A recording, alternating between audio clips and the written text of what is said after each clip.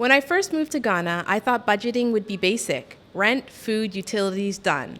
But here's the truth: Ghana will surprise you with how quickly costs can add up. One month, your expenses are exactly what you planned for. The next, you're paying for a generator repair, extra fuel, and new car tires, and water delivery, all in the same week. Some things here cost far more than you'd expect, while others are surprisingly affordable. And the difference often comes down to the choices that you make, where you live, and how prepared you are for the unexpected.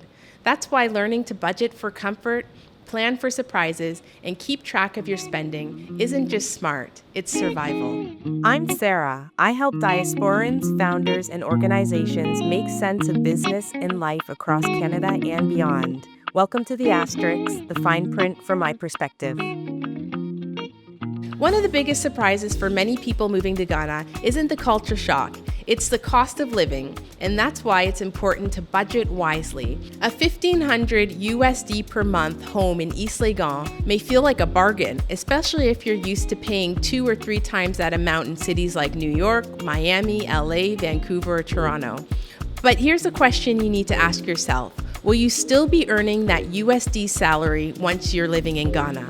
Because if your income changes to Ghana cedis, or you're relying on a business here for your main income, that affordable rent can quickly start to feel very heavy. Living expenses in Ghana vary a lot depending on your lifestyle and where you choose to live. Some neighborhoods are truly budget friendly. Others, like Airport Hills, Cantonments, and East Legon, are filled with high-end apartments, modern amenities, and price tags to match. And it's not just housing. Imported goods, from certain foods to electronics to household items, come with a huge import tax fee and shipping fees that can make them much pricier than you expect. The good news: locally produced goods are often much more affordable and have the bonus of supporting the local economy. Adjusting your shopping habits here can make a huge difference to your monthly budget. So plan for unexpected costs. If there's one thing living in Ghana will teach you, it's to expect a few curveballs, especially when it comes to your wallet. Even with a solid budget, surprise expenses have a way of popping up. Take transportation, for example. Ghana's roads have a personality all of their own. One week your tires are fine, and the next you've hit a pothole so deep it feels like you visited another region. And if it's not the potholes, it's the surprise nails left behind by a construction crew. Here, a trip to the mechanic isn't always planned. It's sometimes just a Tuesday. The asterisk: factor vehicle repairs into your monthly budget, because here surprises are not an if, it's when. Generators are another one. They're lifesavers during long power cuts, but they're not a buy it once, set it, and forget it expense. Between fuel, oil changes, and occasional repairs, the costs can add up over time. Now let's talk about the paperwork side of things. If you're planning to stay long-term, getting work visas and residency permits renewals can come with a significant fee, and they're usually charged in USD.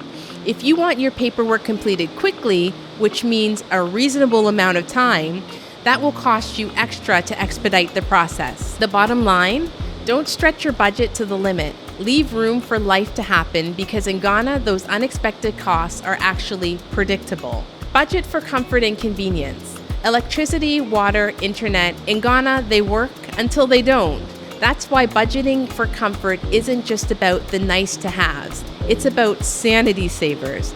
Think air conditioners that keep you from melting, water tanks and pumps that keep your taps running, and backup generators to keep your fridge from turning into a science experiment.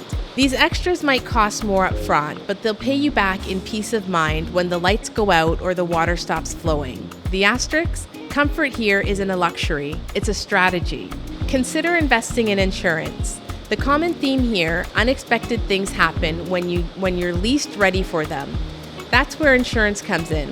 Whether it's health, vehicle, or home coverage, it's your safety net for the "I really didn't see that coming" moments.